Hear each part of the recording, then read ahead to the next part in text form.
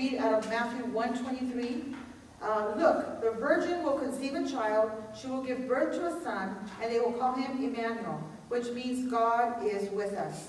Now, God with us, for those of us who are followers of Christ, it's easy to believe that God is with us when things are going good, right? When you're on the mountaintop, it's so easy to believe that God is indeed with us. When we're, getting really good news, when things are going well, when you get a raise, when you have those extra jobs, when the baby sleeps all night, or you get to sleep like a baby all night, it's always good, and you feel like, hey, you know what, God is with me, I'm having good, good things happening to me. So God is so good, and we feel like, I can really feel God is with me because we're on the mountaintop. It's easy to sense His presence when things are going good, but sometimes when things are more difficult, when things are going hard, when we're in the valley, we can't really feel God with us. And when things aren't going the way we want, we get bad news, when we're hurting, maybe when we're feeling a little bit alone, or we're dealing with worry or depression, or maybe we're even afraid, we don't really feel God. And that's what I want to talk about this morning, about God in the valleys. Where is God in the valleys? And it's interesting to me that, much of our life can be like really good. Sometimes we're having all these good things happen to us, right? You've got like all these like pockets, I want to call them, of good stuff happening in our life. We're kind of like on the mountaintop, right? And then there's this one area that just kind of weighs the rest of our life down. I don't know if you understand what I'm saying, but I can have lots of good things happening, a lot of good things happening, and there's one thing in my life that's kind of just dragging everything down and making me feel like I'm really like going into the valley. It could be maybe, we're in a great moment. Like Thanksgiving was a great moment for me. I had all my family there, everybody was around. We had family there that we didn't have ever before. So it was just all these moments that we're having, right, that we're having with family, creating new memories and just enjoying, right? And then you get like some bad news, right? And then it kind of like just sucks everything out. You're like, oh man, I was having such a great moment in my life. And some of you may be there right now. Some of you maybe have, maybe your marriage is really blessed, but you've got a kid that's making these crazy, dumb decisions, and that always hurts, right, when we have stuff happening. Or you're really close to God, and maybe you sense His presence, but, at the same time you're afraid to lose your job. You're not going to have any means of income. Or you're excited about the holidays coming up, right? They're all here now, and getting together with family, and then you got this bad medical, news, or somebody else in your family is struggling with a medical issue, so you're kind of hard to, be on this mountaintop when there's a valley there that's just kind of pulling you down. So where is God in those valleys? When you look at Scripture, it's interesting that the valley represents, several things in the Bible. We see quite often battles were fought in valleys in the Bible when we read the Scriptures. Some of you right now, you may be in a battle in the middle of the valley right now. Valleys were seasons of desperation.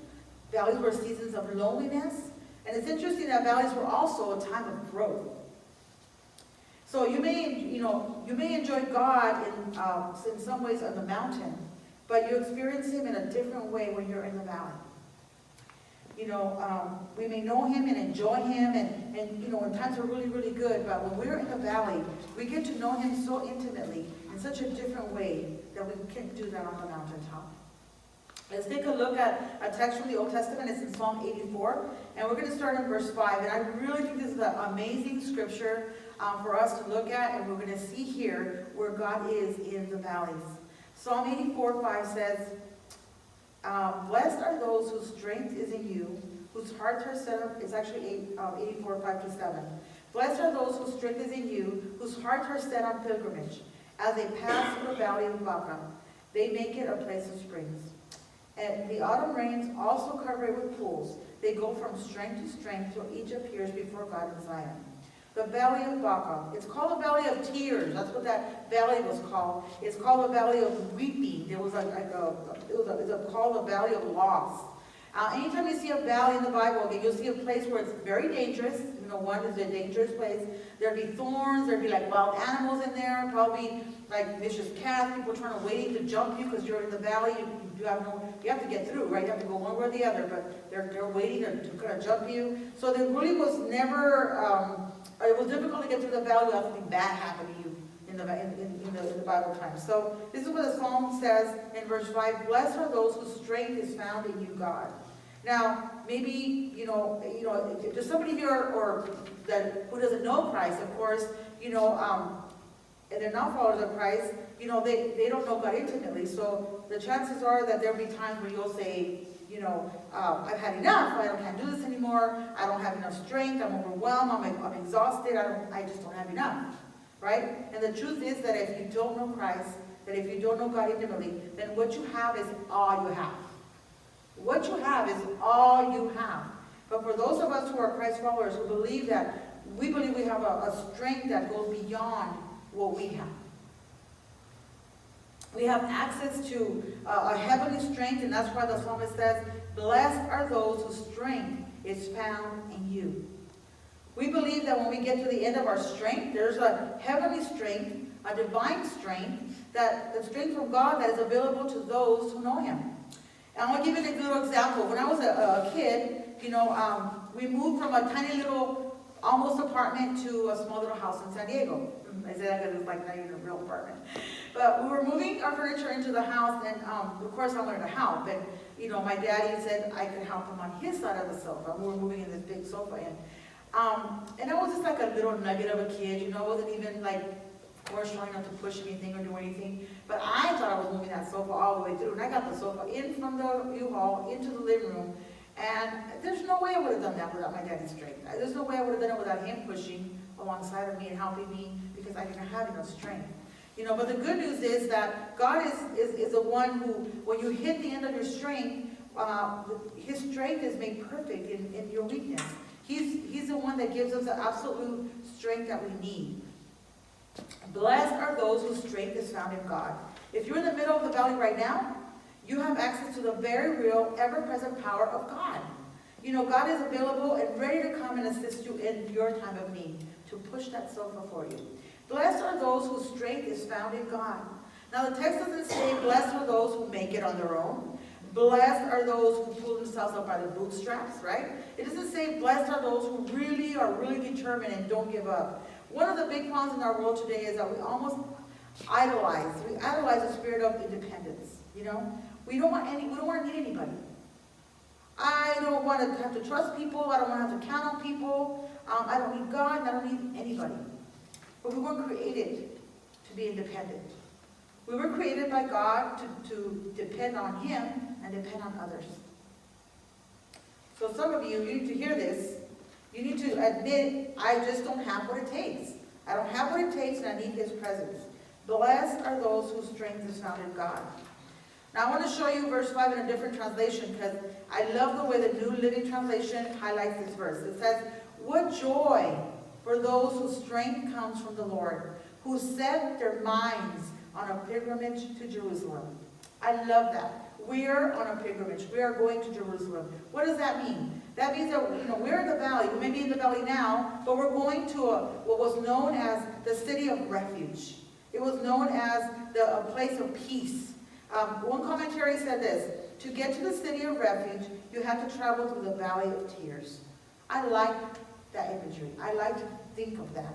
Because sometimes to get where you really appreciate the presence and the power of God, you have to push through a little bit of pain to get to the presence of the goodness of God.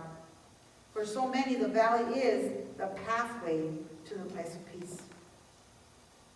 We've pushed through the valley, we're on a pilgrimage.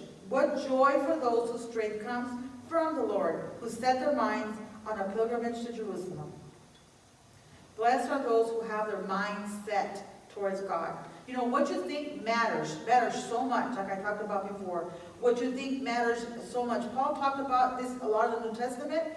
He said to the Colossians, believers, he said, set your mind on things above, not on things below. He told the Philippians, if anything is excellent or praiseworthy or admirable or lovely, think about such things, he said. Where you are is one thing, but what you're thinking about is a totally different thing. So what you think does matter. And somebody here needs to hear this. If you're in a current situation right now that you may be in the valley, you may be struggling, you may be hurting, but your mind can still be set on God. Your heart might not be racing, but your mind is set on God.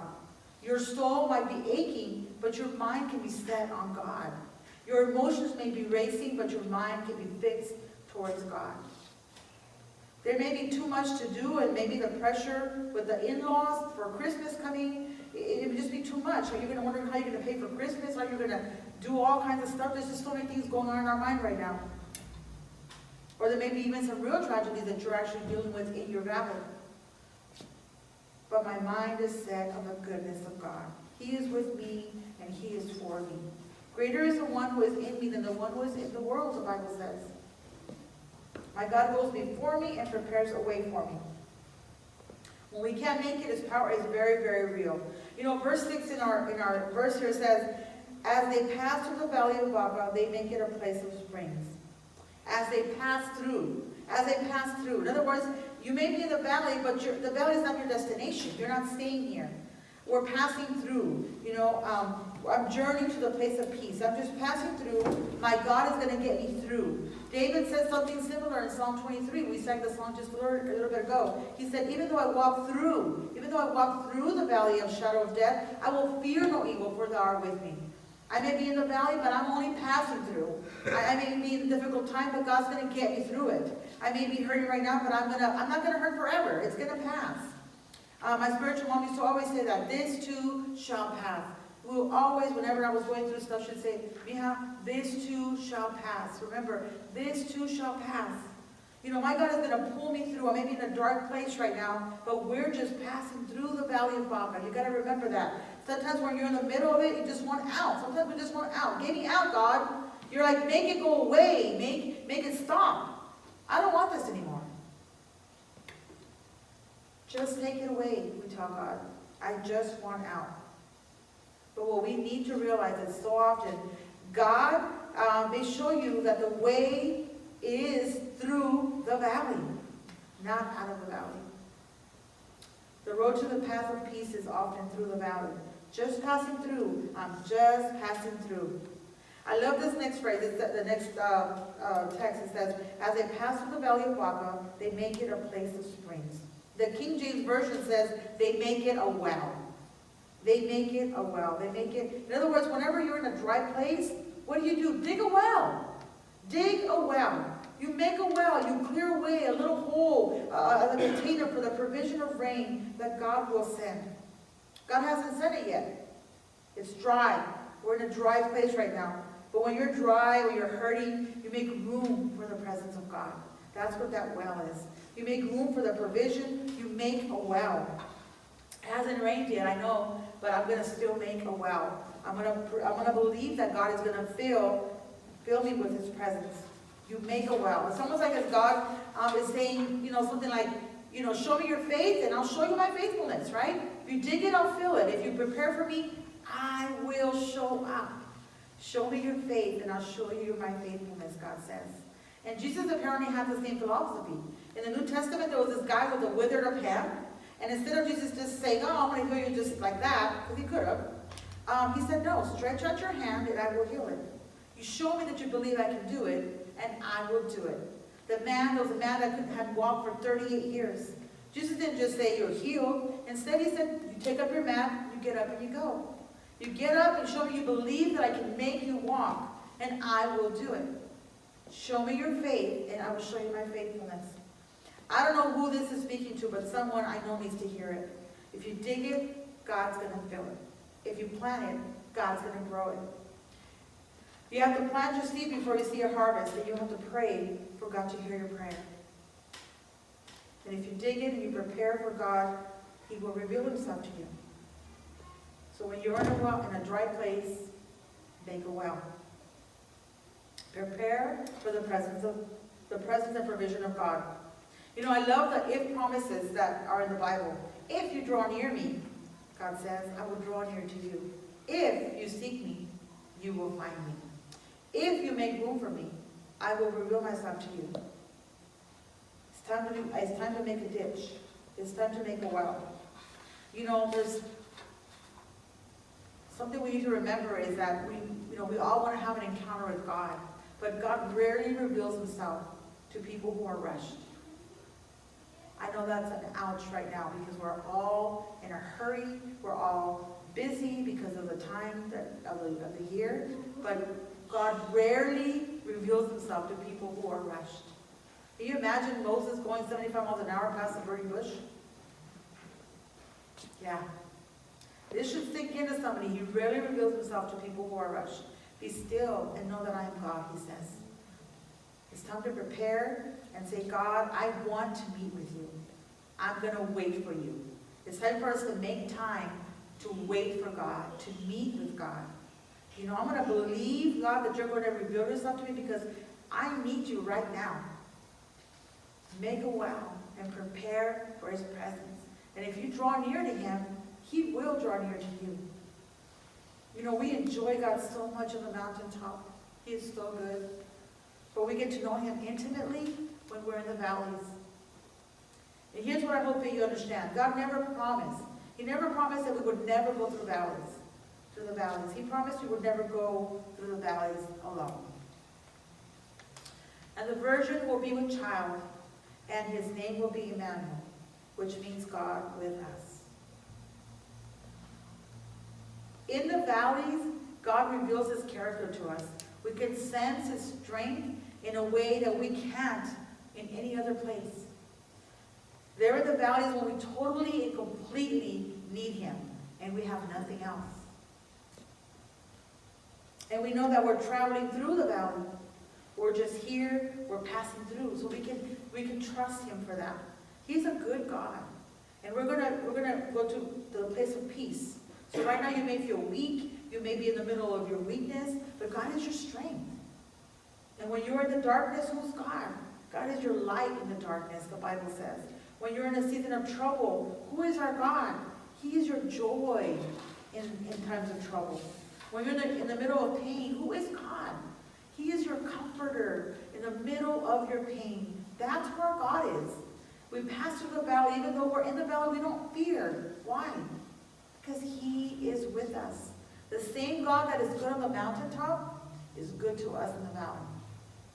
If you're in the valley right now and you're just passing, just remember you're just passing through. You won't be there forever. God will lead you out. He's faithful that way. He is good and he is with you. And he is present and he will take you from strength to strength, the Bible says. When you can't handle any more, lean into him and let his strength be everything that you need. Even though I walk through the valley of the shadow of death, I will fear no evil. Why? Because you, O God, are with us. Who are you, Lord? You are Emmanuel. You are God with us.